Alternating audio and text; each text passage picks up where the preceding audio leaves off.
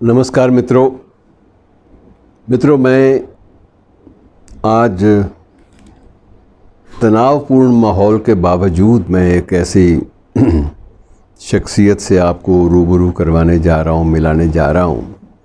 उसके बारे में कुछ जानकारी आपसे साझा कर रहा हूँ, जिसने विपरीत परिस्थितियों में भी इस बात का प्रयास किया कि संगीत और कल्चर, संस्कृति, इनके माध्यम से भारतीय उपमहाद्वीप में एक अजब किस्म की शांति और सुखद एहसासों को जन्म भी दिया जा सकता है और उस शांति और उस सुखद एहसास का फैलाव जो है व्यापक स्तर पर भी हो सकता है।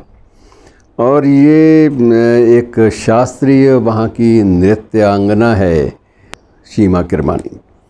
सीमा किरमानी के बारे में आपको दो बातें ज़रूर बता दूं कि 2017 में जब वहाँ पर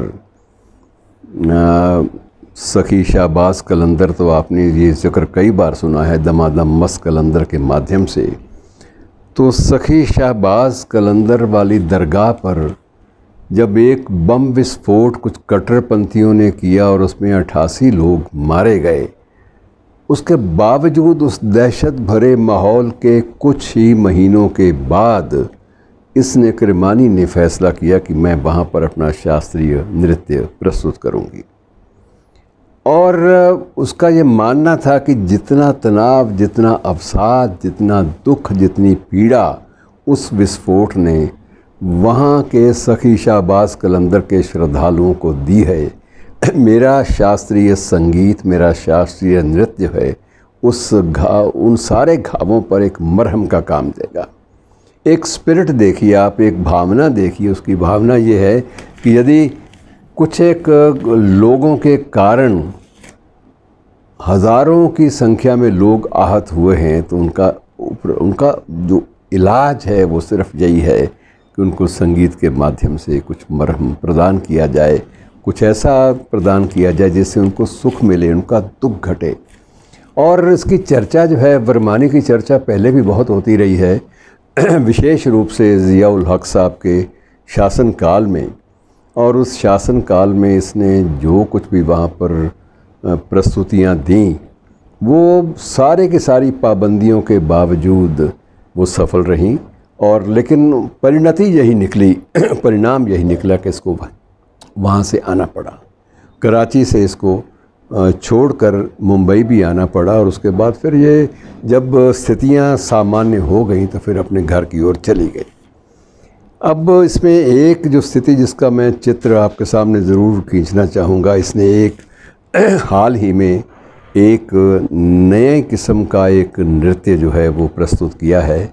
और उस नृत्य में उस शास्त्रीय भाव भंगिमा और नृत्य और गायन की जो पृष्ठभूमि है वो एक लोकप्रिय गाथा पर आधारित है। और उस लोकप्रिय गाथा के नाम पर ही इस नृत्य का नाम भी शुरू हो गया है, पड़ गया है। और ये नृत्य है पसूरी। अब पसूरी जो है, अब उसको वर्मानी की ये पहचान बन गई है कि ये पसूरी नर्तकी है। पसूरी का मतलब स्पष्ट मैं भी करना चाहूँ तो सही शब्द शायद ना मिल पाएँ, लेकिन जो गीत, जिस गीत की पृष्ठभूमि, गीत पृष्ठभूमि में चलता है और जिस गीत की पृष्ठभूमि अपना ये नृत्य देती है, उस गीत के अगर बोल आप ध्यान से सुन लेंगे तो शायद आपको भी स्पष्ट हो जाए कि पसूरी क्या होता है।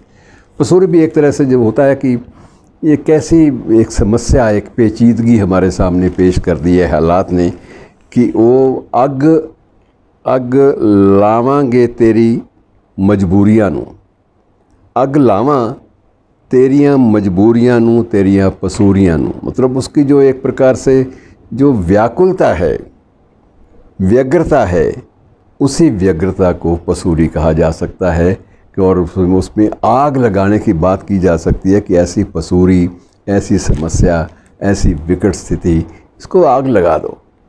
मुझे अपना जो है प्रेम प्रदर्शन भी करना है और मुझे अपने प्रेमी से बातें भी करनी है, संवाद भी स्थापित करना है।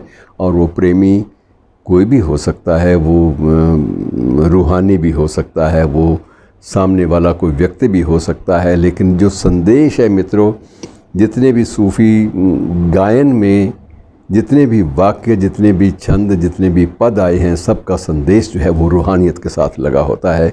इसलिए आप उसको उसी अगर रंग में देखेंगे तो आपको ज़्यादा अच्छा लगेगा, सुखद लगेगा। अब उसकी जो सबसे बड़ी जो चर्चा वाली बात है कि 11 करोड़ व्यूअर्स 4 महीने के अंदर इसके एलपी पर प्राप्त हुए हैं। 11 करोड़ लोगों ने इस पसूरी नृत्य और उसकी पृष्ठभूमि में गाए जा रहे एक रूहानी सूफ़ी गीत का आनंद लिया है। और जब 11 करोड़ लोग, 11 करोड़ दर्शक, श्रोता जब सीधे रूप से ऐसी किसी प्रस्तुति के साथ जुड़ते हैं, अपने आप को जोड़ते हैं और जुड़ जाते हैं, तो आप इस बात का अंदाज़ा लगाइए कि आखिर संगीत, शास्त्रीय संगीत, गीतों की भावना, लोक संस्कृति और इन सब में कितना ज़्यादा गहरी एक संदेश वाहकता होती है कि वो पूरे के पूरे परिवेश, पूरी की पूरी परिभाषाओं को नए सिरे से लिखने में समर्थ होती हैं। तो ये पसूरी नृत्य इन दिनों चर्चा का विषय है और ये नृत्य विशुद्ध रूप से हिंदुस्तानी शास्त्रीय संगीत का एक रूप है। और इस रूप ने, इस पसूरी नृत्य ने अतीत में वहाँ के सैनिक शासकों को भी परेशान किया और उसके बाद कट्टरपंथी जिन्होंने कुछ दरगाहों पर हमले किए थे, जिन्होंने कितने ही परिवारों का सिलसिला उजाड़ दिया, उनके घावों पर मरहम का भी काम किया। और ये पसूरी डांसर जो है, ये नृत्य करने वाली विरमानी जो है, इसने ना तो अपनी बिंदी छोड़ी, काले रंग की गहरे एक मिला जुला काला और थोड़ा सा लाल सुर्ख सा रंग, तो उस रंग की बिंदी, और अपने परिधान में इसने बहुत सारी प्रस्तुतियाँ वो साड़ी बांध के भी दी। और इसने सारे के सारे जो वहाँ के जो कट्टरपंथी समाज के जो तेवर थे, उनको एक प्रकार से अपनी प्रस्तुतियों के द्वारा चुनौती दी कि हम भी हैं और तुम भी हो, देखते हैं कि हमारी प्रस्तुतियाँ जो हैं वो ज़्यादा प्रभावकारी होती हैं या तुम्हारा दमन चक्र। नमस्कार दोस्तों।